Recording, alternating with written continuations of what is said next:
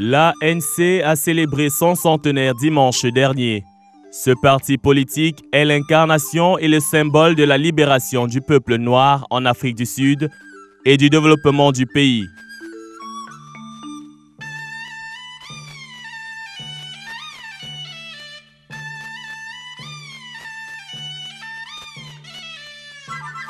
Il a participé à la déracialisation de la société sud-africaine grâce à la sagesse et au sens des responsabilités de ses leaders d'antan tels que Nelson Mandela,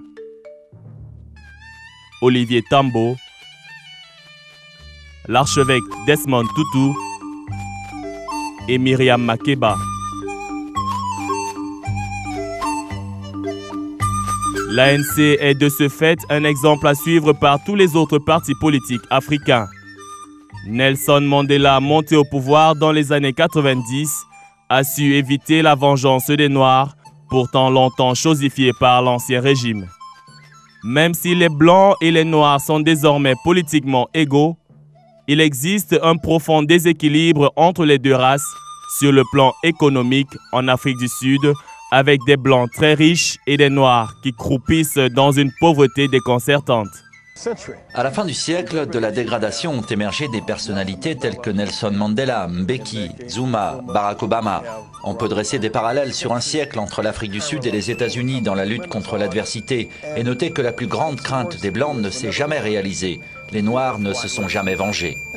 De nombreux chantiers attendent l'ANC dans les prochaines années.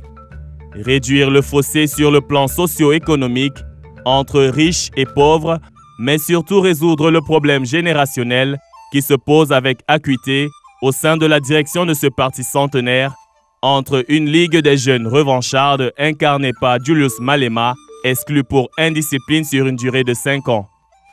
La jeunesse de l'ANC fustige et dénonce des scandales de corruption et de malgouvernance qui accablent l'élite de la nation arc-en-ciel.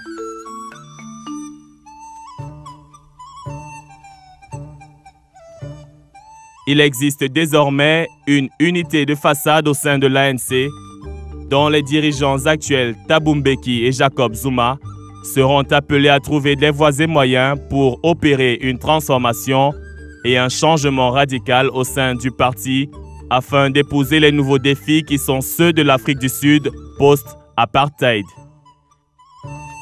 Les enjeux dans cette locomotive de l'Afrique résideront dans le renouvellement de la composition et du leadership du parti, ainsi que dans l'adoption d'une nouvelle thématique et de nouveaux programmes pour aborder le prochain centenaire avec sérénité.